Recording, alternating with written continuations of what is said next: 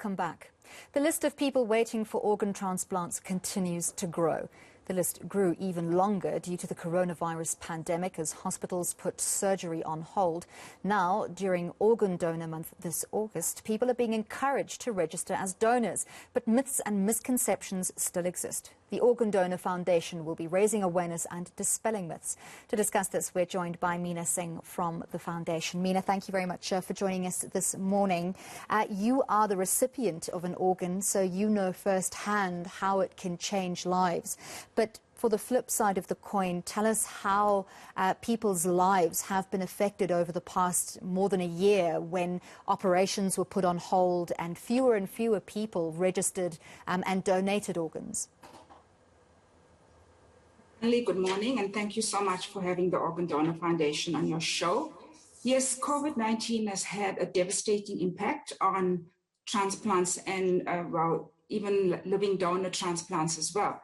So we've seen elective surgeries and living donor transplants fall under that, reduced by as much as 50%. And in some cases, I think living transplantation has been ceased completely. So we don't have any living donor transplantation. We don't have any deceased donor transplantation.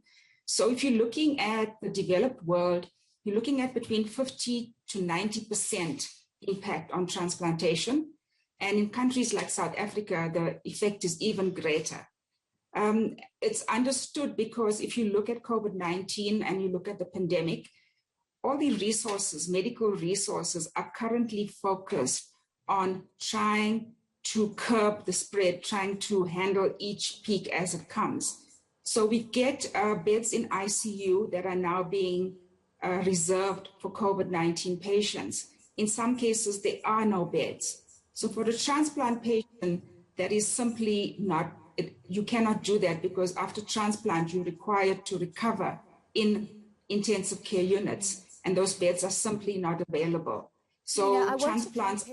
Sorry, apologies for interrupting you. I want to find out, has this possibly led to the deaths of people who were on that transplant list urgently awaiting an organ, and that just not coming through resulted in deaths? Yes, absolutely. I mean, definitely the case. I can't give you numbers, but I'm very sure that that has happened because, as you know, a lot of people on that list are critically ill, and the only option they have is a transplant, which at the moment is no option at all. So yes, we have had people dying in the interim. So right, the point of this interview is to encourage people to register as donors, to inform themselves, to understand what it means. Tell us about some of the myths, the misconceptions that keep people away from becoming organ donors. The myths and misconceptions are actually myriad. There's quite a few of them. Let me start by first addressing one very important issue when it comes to organ and tissue donation. There is a myth and a misconception out there that the medical ethics are not that defined. So people are saying, well, how do I know that my organs are not going to be sold? How do I know that people are not going to benefit if I donate my organs and tissue? And this actually was also spurred on to a large extent by a scandal that occurred in 2001. It's commonly known as Kidneygate. And we had people from very poor backgrounds in Brazil that were flown over, and organs were donated to wealthy, mainly Israeli recipients. But I mean, we need to stress that this is not the norm, that simply does not happen. So that's one issue that we deal with.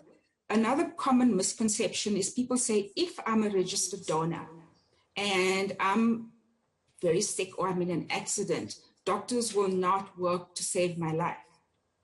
And what I say to that is that, firstly, the doctors that are treating you are not part of the transplant team, so they don't know that you're an organ donor.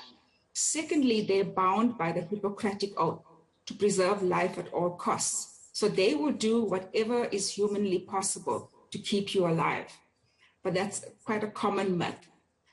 Another myth that we have is that people say, oh, well, how do I know that if I say I only want certain organs to be donated, that those organs will be donated. People have a sort of emotional attachment to maybe like the heart or maybe their eyes. And in this instance, you need to inform your family members and say, I only want to donate my liver and my kidneys. I do not want to donate my heart. I do not want to donate tissue.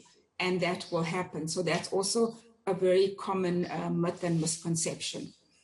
Thank you for speaking to us, Meena. I do apologise. We have run out of time. I think we should talk again, because the whole month of August is Organ Donor Month. So I'm sure we'll have you back on to expand a little bit more. It's a complex issue by the sounds of it. But thank you very much for speaking to us. Meena Singh is from the Organ Donor Foundation and an organ recipient herself. Definitely do some research. Check it out. It's worthwhile.